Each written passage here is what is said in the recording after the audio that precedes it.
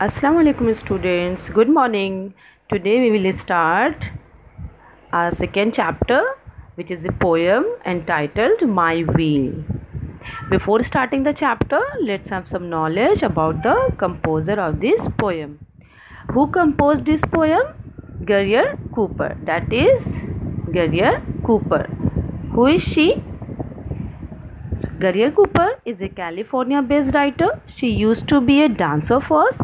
Then she started writing and composing poems and get famous with her work entitled Wish, which is a book of photography. So that is all about the introduction of the composer of this poem. तो ये poet का introduction था. Now we will discuss the title of the poem. That is My Wheel. What is the meaning of wheel? Wheel means पहिया. Wheel means पहिया. और पहिया कहाँ लगा हुआ होता है? It's very simple to understand. किसी भी व्हीकल में, जैसे कि किसी बाईसाइकिल में, साइकिल्स में लगे हुए होते हैं wheel. So here in this poem the poet describes his experience about riding his bicycle. Okay, so I'm going to start reciting the poem. You should also try to recite along with me. Okay, so open your book on page number 14 and start reciting along with me. My bicycle is purple. I call it my bike. Whenever I ride it, I go where I like. My feet on the pedals, the wind in my hair. Wherever I travel, my wheels take me there. Okay, so in the first stanza, what is called first stanza? See, poem की जो 4 lines एक साथ लिखी हुई होती हैं उन्हें हम स्टैंजा बोलते हैं. क्या बोलते हैं? Stanza. These 4 lines are called in a poem stanza. Okay, जैसे कि किसी भी स्टोरी में आप जो लाइन्स पढ़ते हो एक साथ उसे आप पैराग्राफ बोलते हो. तो पोएम में जो लाइन्स एक साथ लिखी है उन्हें आप पैराग्राफ नहीं बल्कि स्टैंजा बोलोगे. क्या बोलोगे? Stanza. So which means this is first stanza, second stanza, third stanza, and the last one is the fourth stanza. Okay, so now we will discuss the first stanza of the poem. So my bicycle is purple. Underline the word purple. Purple means bangani color. Okay, and then bike. As you know, bike means जो आप bike चलाते हो, like आपके पापा के पास होगी, आपके बड़े ब्रदर के पास होगी, एल्डर ब्रदर के पास, तो उसे बाइक कहते हैं. ठीक है. व्हेनेवर मीन्स जब, राइड मीन्स चलाना. Okay, and then like means पसंद करना, फीट मीन्स पैर. ठीक है. Single feet is called foot. Single पैर आपका क्या कहलाता है? फूट. और दोनों को हम जब एक साथ बोलते हैं यानी कि हमारे दोनों पैर, उसे हम फीट बोलते हैं. Okay. Pedals it's an object where the rider of the bicycle put on his leg. Okay, you must have seen in your bikes. आप लोगों ने साइकिल में देखा होगा, पैडल्स पे आप पैर रख के उसको चलाते हो. ठीक है. So I am sure you all have aware of this word. Okay. Wind, underline the word wind. Wind means हवा, air. Wherever means जहाँ कहीं भी. Travel means घूमना, and wheels means पहिया again. But here the word wheels has been used as cycle. Okay. So now in this first stanza, the poet describes about his bicycle, that what kind of bicycle he has, what kind of color his bicycle has. He says that my bicycle is purple. मेरी जो bicycle है वो बैंगनी colour की है और मैं इसे बाइक कहता हूँ. बाइक कैसे? क्योंकि उसकी जो साइकिल की स्पीड है वो बहुत ही ज़्यादा फास्ट है. और फास्ट स्पीड किसकी होती है? बाइक्स की होती है, मोटर बाइक्स की. ठीक है। तो उसी तरह से उसकी जो साइकिल है वो बहुत फास्ट स्पीड से चलती है, बहुत तेज़ चलती है, इसीलिए वो अपनी बाईसाइकिल को क्या कहता है, बाइक कहता है। वो उससे कंपेयर करता है, इसलिए उसको बाइक कहता है। Further he says whenever I ride it, जब भी मैं इसको चलाता हूँ तो मैं वहाँ पहुँच जाता हूँ जहाँ पे मुझे जाना होता है। दैट मीन्स कि we can say that whenever he wants to go anywhere, he just take out his bicycle and start riding on it. Then he said, my feet on the pedals, the wind in my hair. This phrase means that whenever the poet rides bicycle, he thought it is a bike and his hair is flying. तो उसे कैसा feel होता है कि जैसे ही वो अपनी cycle चलाता है, अपने पाँव को पेडल्स पे रखता है और साइकिल को चलाना स्टार्ट करता है, वैसे ही उसकी स्पीड इतनी बढ़ जाती है कि उसकी हवा से उसके बाल क्या होते हैं, हवा के थ्रू उसके बाल फ्लाई करना स्टार्ट कर देते हैं, उड़ना शुरू हो जाते हैं। जैसे कि कोई बाइक चलाता है तो इन द सेम मैनर उसके साथ भी यही होता है कि वो तेज़ी से अपनी साइकिल चला रहा है पेडल्स पे अपने पाँव रख के, और हवा के थ्रू, विंड के थ्रू उसके बाल हवा में लहरा रहे हैं।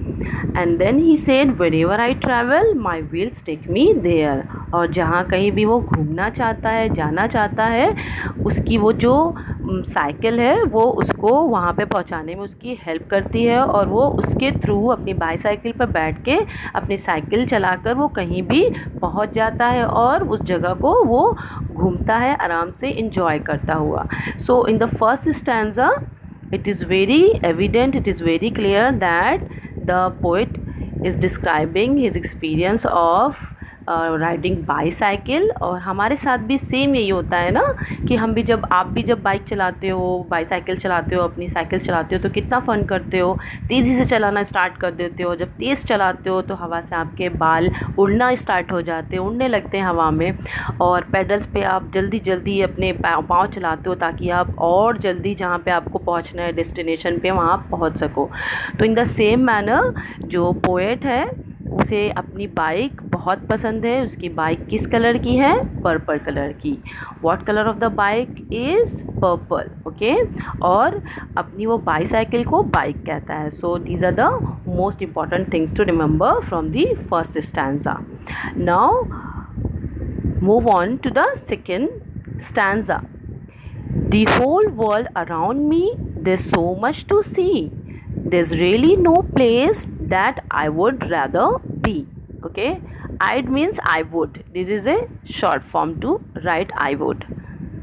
The trees are all happy to see me ride past, and the flowers wave gently along with the grass. So underline the important word first. Whole world means पूरी दुनिया, complete world, okay. Whole world means पूरी दुनिया. Place means जगह. As I have underlined the words, you also try to underline the words and write the meaning on the words, important words, okay. Write the meaning. You can write in Hindi and English both, okay. So place means जगह. The trees you know that पेड़ों को कहते हैं. The trees all are happy to see me ride past. What is the meaning of ride past? Ride past means ride in front of, किसी के सामने से चलाते हुए बाइक गुजरना, उसी को हम ride past कहते हैं. And the flowers wave gently. Wave means when you move your hand to say goodbye to anyone, that is called waving hand. Wave मतलब लहराना होता है. जैसे आप किसी को गुड बाय बोलते वक्त अपने हाथों को उठा के मूव करते हो, बाय बोलते हो, उसी तरह से यहाँ पे ये वर्ड यूज़ किया गया है, ओके. ग्रास मीन्स घास, okay. Now let's discuss the stanza. So in the second stanza, the poet is describing his feelings about riding his bicycle. वो अपनी फीलिंग्स बताते हैं इस स्टैंजा में कि जैसे वो अपनी बाइक्स पे घूमना स्टार्ट करता है तो उसे कैसा कैसा फ़ील होता है। उसे ये फ़ील होता है कि जैसे पूरी दुनिया में वो आराम से अपनी बाईसाइकिल के थ्रू घूम सकता है, साइकिल चलाते हुए जहाँ कहीं भी जाना चाहे वो जा सकता है। And there is no place that I would rather be, और ऐसी कोई भी जगह नहीं होगी जहाँ पे वो अपनी साइकिल से नहीं जा सकता। दैट मीन्स कि उसे ऐसा फील होता है कि वो अपनी साइकिल के थ्रू दुनिया के हर कोने में जा सकता है और बहुत कुछ देख सकता है, और कहीं भी ऐसी कोई जगह नहीं बचेगी जहाँ पे वो अपनी बाईसाइकिल के थ्रू ना जा सके। और again he said that the trees all are happy to see me ride past, और चलाते हुए रास्ते से गुज़रते हुए ऐसा फील होता है कि रास्ते में जितने भी पेड़ पौधे फ्लावर्स जो पड़ रहे हैं वो उसे वहाँ से साइकिल चलाता हुआ देख के बहुत खुश हो रहे हैं। They are getting happy to see that the poet is riding with his bicycle. तो उसे ऐसा फील होता है कि रास्ते से वो गुज़र रहा है और उसके लिए पेड़ और पौधे और जो फ्लावर्स हैं वो बहुत ही ज़्यादा खुश हो रहे हैं, और साथ ही साथ जितने भी फ्लावर्स हैं जो रास्ते में फूल दिखाई दे रहे हैं उसे वो मूव कर रहे हैं। मूव मीन्स हिल रहे हैं, और ऐसा लगता है कि वो उसे अपने हाथों से उसको ऐसे मूव करते हुए बाय बोल रहे हैं, गुड बाय बोल रहे हैं। साथ ही साथ सारी जितनी भी घास पड़ रही है रास्ते में, घास you can see the shrubs, the green colours grass you can see in this picture, okay, here in the field, on the field, okay.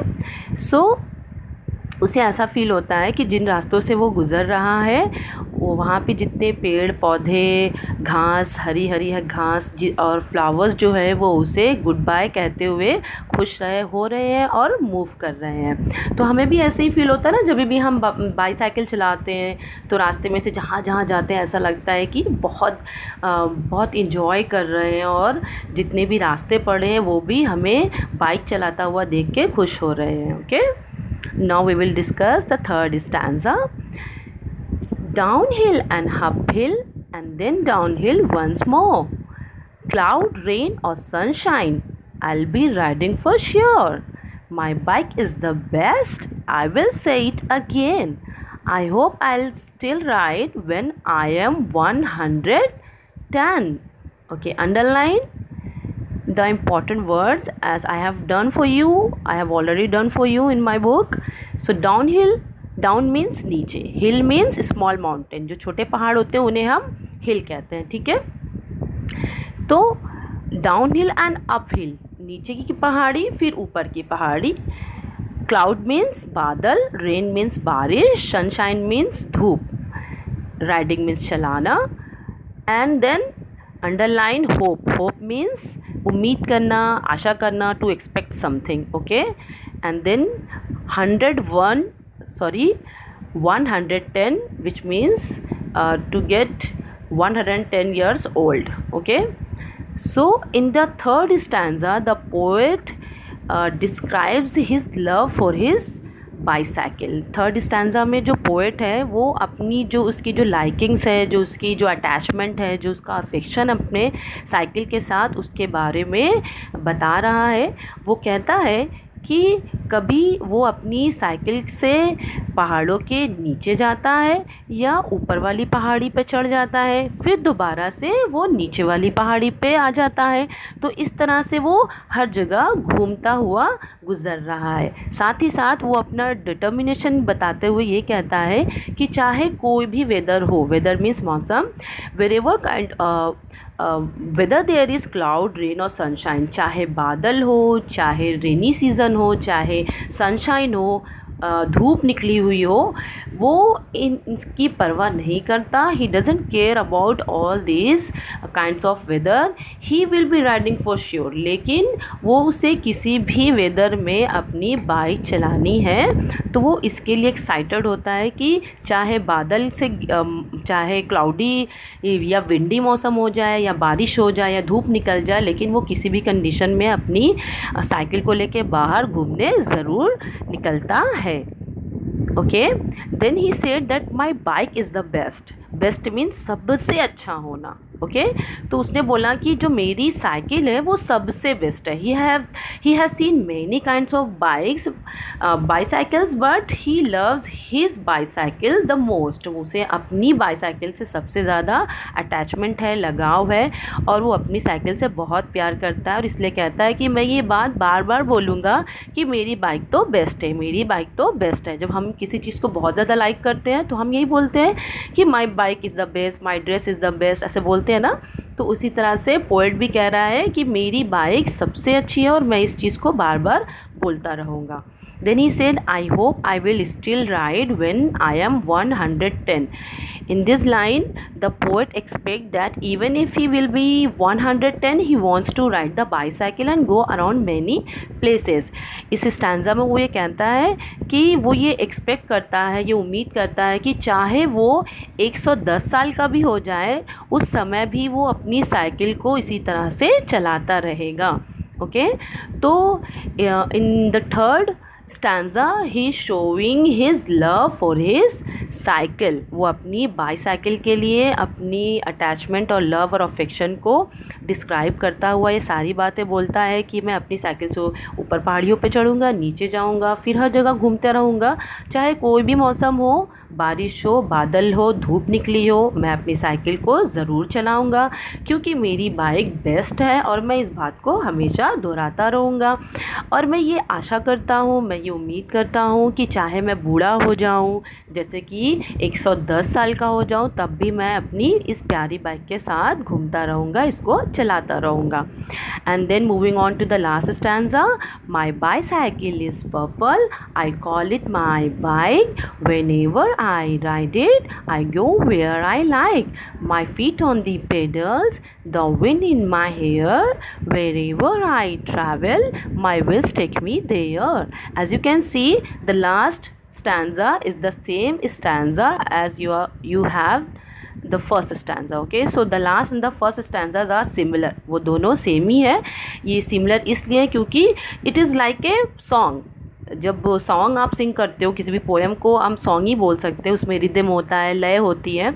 तो इसी तरह से वो गीत गाता हुआ जा रहा है क्योंकि उसको ये बार बार बताना है कि वो अपनी बाइक को कितना पसंद करता है. और इसीलिए फर्स्ट स्टैंजा को दोबारा से यहाँ पे रिपीट करता हुआ वो ये कहता है कि मेरी बाईसाइकिल पर्पल कलर की है, बैंगनी कलर की है, और मैं अपनी साइकिल को बाइक कहता हूँ क्योंकि उसकी बहुत अच्छी स्पीड है. और जब भी मैं मुझे कहीं जाना होता है तो मैं इसके थ्रू इसको चलाता हूँ, वहाँ पहुँच जाता हूँ और पैडल्स पे पैर रखता हुआ मैं आगे बढ़ता रहता हूँ और ऐसा लगता है कि हवा से मेरे बाल उड़ते हुए जा रहे हैं.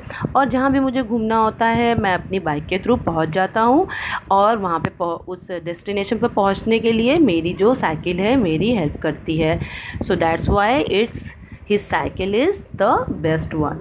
So that was all about this chapter, this poem. I hope you must have enjoyed the poem because it is really related to the heart of the children.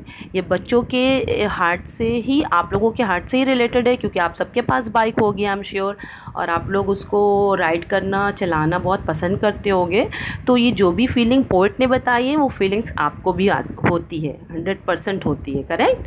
तो ये पोएम समझने में बहुत ही सिंपल है और आप इसको ज़रूर से रिसाइट करेंगे. Okay, I will give you the homework right after this video. Okay, and I will provide the question and answers notes in the next video, okay, or in the next class. So till then try to recite 8 lines, 2 stanzas from this poem. Okay, have a nice day. Thank you.